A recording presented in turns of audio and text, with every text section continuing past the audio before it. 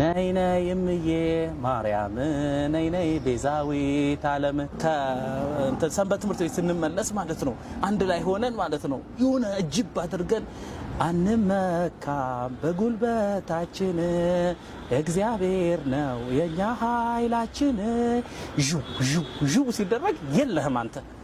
ነይ ነይ ሲሉሽ ማርያም ነይ ነይ ሲሉሽ ፈጥነሽ ድረሺ ከነልጅሽ ነይ ነይ ሲሉሽ ማርያም አቡነ ገብረ መንፈስ ቅዱስ ይለመናሉ ስዕለት ይቀርብላቸዋል at the same time ግን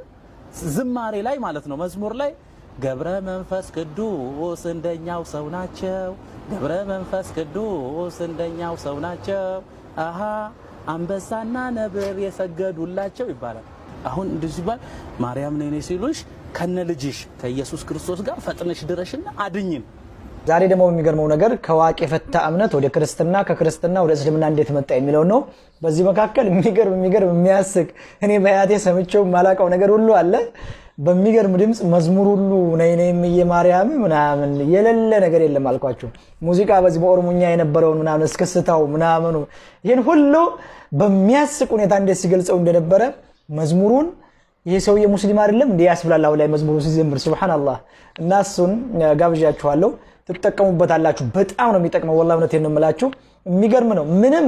የፈለገውን ያክል ስራ ቢኖረው ሰው ጀምሮ ሊተው አይችልም በጣም ነው የሚጣፍጠው ፕሮሰሱና የኡስታዝ አብዱል መናን ፕሮግራም አሁንም ልጋብዛችሁ ነው አብረን እንጋበስ አሁን ወደ እስላም ጉዞ እንዴት ተጀመረ የሚለውን ከማንሳታችን በፊት ወደ እስላም ጉዞ ከመነሳቱ በፊት ወደ ክርስትና ጉዞ በምን ተጀመረ ከእስልምና ፊት ክርስትና አለ ያው ከዋቄ ፈታነት በኋላ ወደ ኦኬ በጣም ጥሩ እሺ ጊዜው ያው ራሳችንን ያወቅንበት ጊዜ ነበርና እነኚህ ልጆች እስካሁን አልተጠመቁም እና ስለዚህ መጠመቅ አለባቸው የሚል ይመጣል ማለት ነውና ይሄ በሚመጣበት ጊዜ ያው ጥምቀት ከመጠመቅህ በፊት የክርስትና አባት የሚባል አለ እኔና ታላቅ ወንድሜ አሁን በህይወት የለም ታላቅ ወንድሜ ዘነበ ይባላል እሱ ተጠመቅን ማለት ነው አንድ ላይ ተጠመቅን እሱ የክርስትና ስሙ ኃይለ ሚካኤል ሆነ እኔ ደግሞ ኃይለ ገብርኤል ተባልኩኝ የኔ የክርስትና አባቴ ገብረ ኪዳን ይባላል ያቃቂ ነዋሪዎች ያቆታል የፊት አውራሪ አባይነ መተኪያ ትምህርት ቤት ዘበኛ የነበረ ይትባረክ የተባለ ትልቅ ልጅ ያለው እና ደጋሚ ቆራቢ ቄስ የነበረ ነው ገብረ ኪዳን ይባላል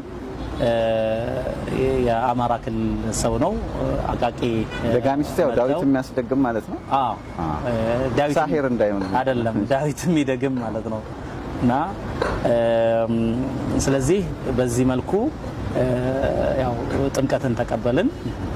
የተጠመቅነው በአቃቂ መድኃኔዓለም ቤተክርስቲያን ውስጥ ነው አቃቂ መድኃኔዓለም ቤተክርስቲያን ማለት ከአቃቂ ከተማ ፊትህን ወደ ሰሜን ምስራቅ ስታዞር የሆነ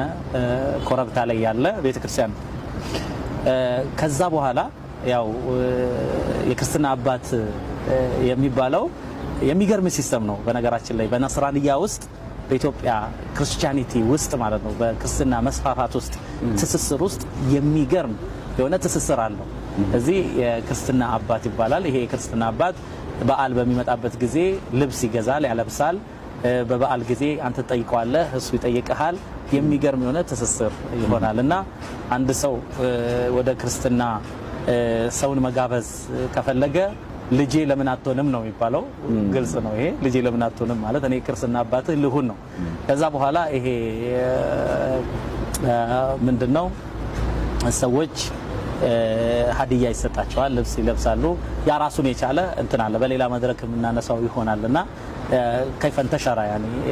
النصراني كيف انتشرت النصرانية في إثيوبيا من نبرة يا عقائداتهم ምናምን የሚለው ያ በሌላ መድረክ የሚታይ ሆኖ አሁን ግን ከኔ ታሪክ ጋር በተያያዘ መልኩ እንደዚህ ነው ከዛ በኋላ በዚህ ውስጥ ይሄ ትንሽ ጊዜ ካለፈና እኔ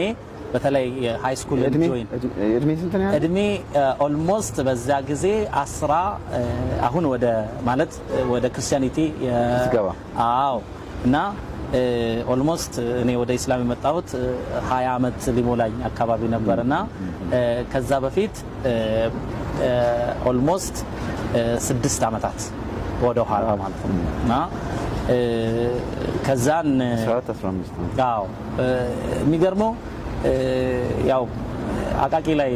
ሰዎች ያቆኛል ጎበዝ ተማሪ ነበርኩኝ በጣም ሰቃይ ተማሪ ነው እና ጀቱ